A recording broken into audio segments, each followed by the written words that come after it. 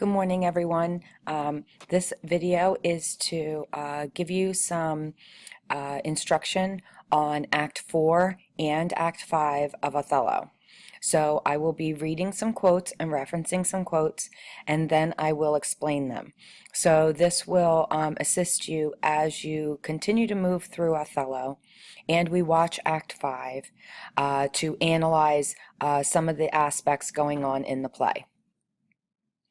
So, if we move to Act 4, Scene 1, on page 78 of your book, starting with lines 43.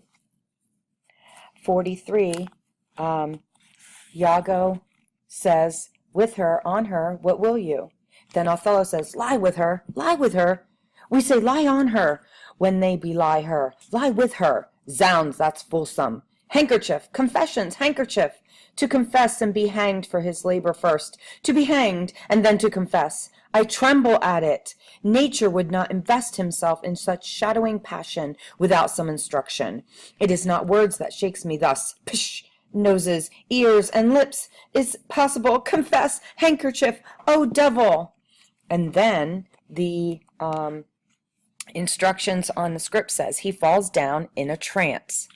Now, it is during this trance, quote-unquote trance, that it seems like he has actually gotten himself so worked up over thinking about Desdemona cheating on him that he has almost like an epileptic seizure.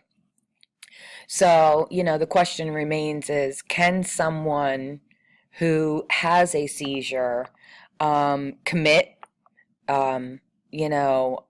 crimes and maybe not realize it? We don't know, all right? But that reference to him falling in a trance, think of it almost like he's just kind of worked himself up over this whole situation.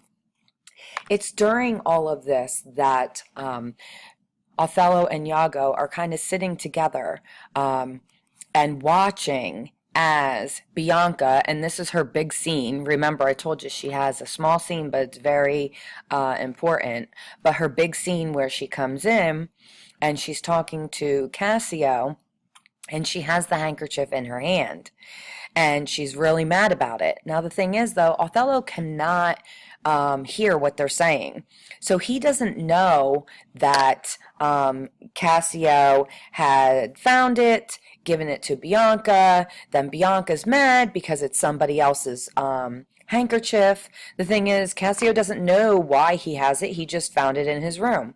Why did he find it? Because, of course, Iago planted it there in order to make Cassio take the handkerchief. He knew he'd be seen with it. So this way, then when Othello sees the handkerchief in Cassio's hand, he assumes, again incorrectly, that Desdemona has been unfaithful because she has given away this symbol.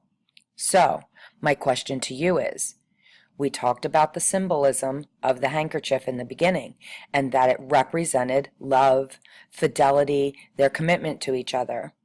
Think about now how that symbol has changed.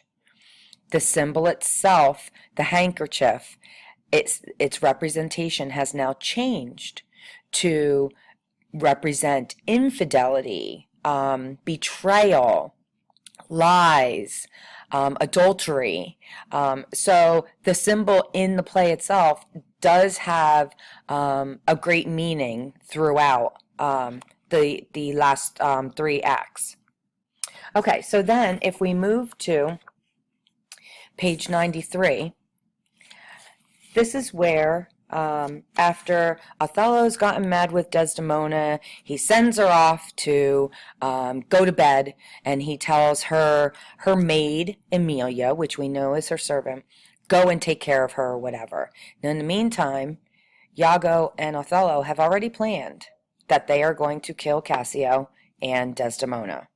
They've made this pact together. Iago's supposed to take care of Cassio, and Othello will take care of Desdemona. Now, Othello is fighting with himself throughout this whole thing because, he's never really gotten full-out confirmation that she's been unfaithful. And he loves her so much. But yet he also has this self-doubt that, hey, she's cheated on me. That's it. So, I'm gonna have to take care of her. I can't stand for this. Okay. So in this particular scene 3 in Act 4 on page 93, Desdemona has gone back with Amelia to the room, and Desdemona says in line 43, no, 43? Oh, yes. Okay. So if you go down, but let's go back up a second. She's talking to Amelia, and she says at the top of the page, my mother had a maid called Barbara. She was in love, and he she loved proved mad and did forsake her. She had a song of willow.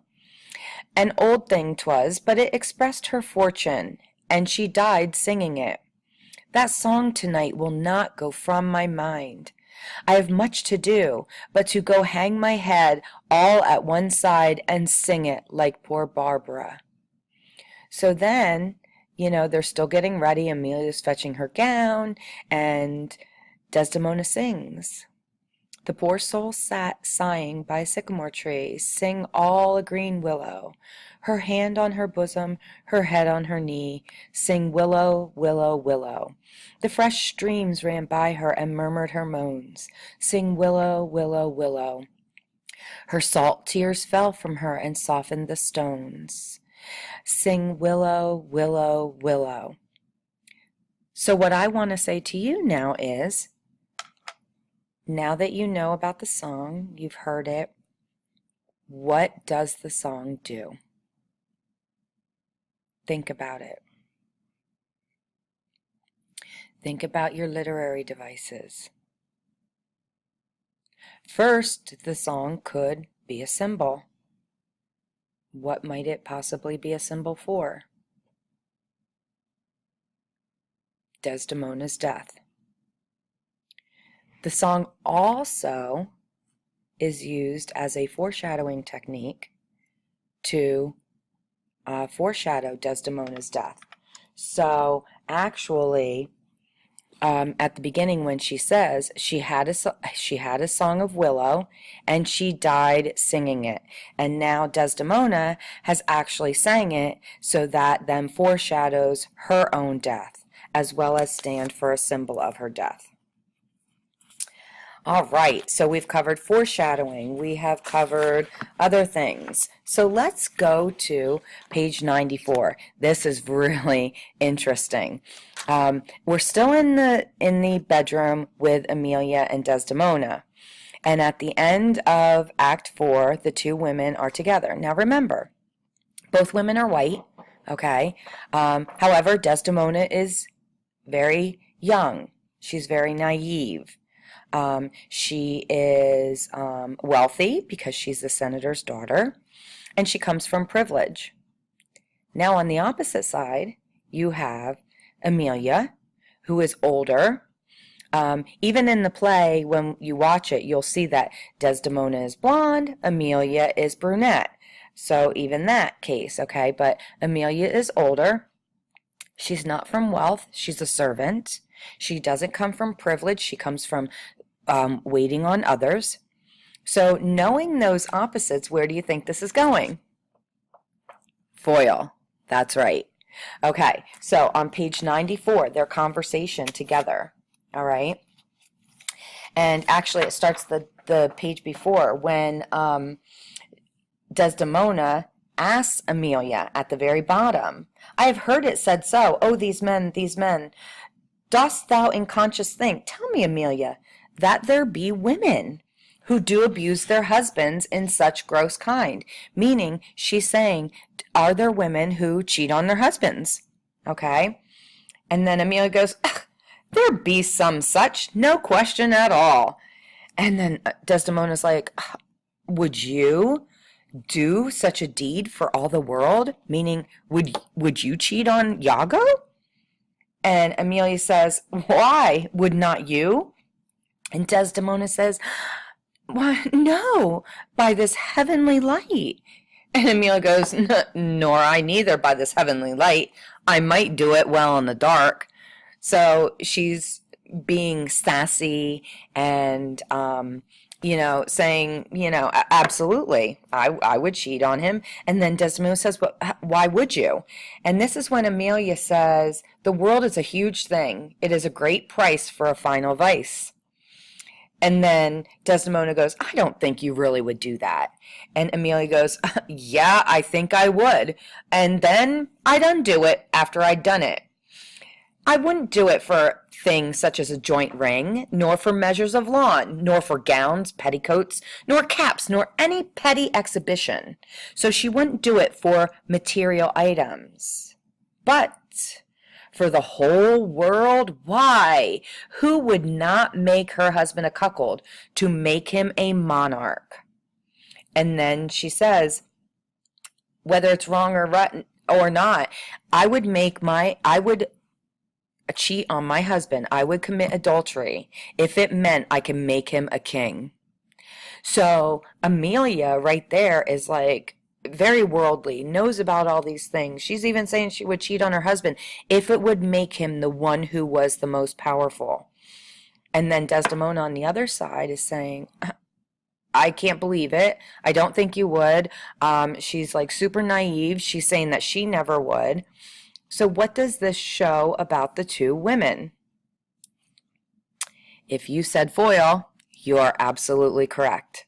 For how naive Desdemona is, it just shows how sarcastic almost and jaded Amelia is. And then vice versa. Amelia is so jaded that it almost makes Desdemona look even pure and somewhat even silly in her ideas about men and marriage.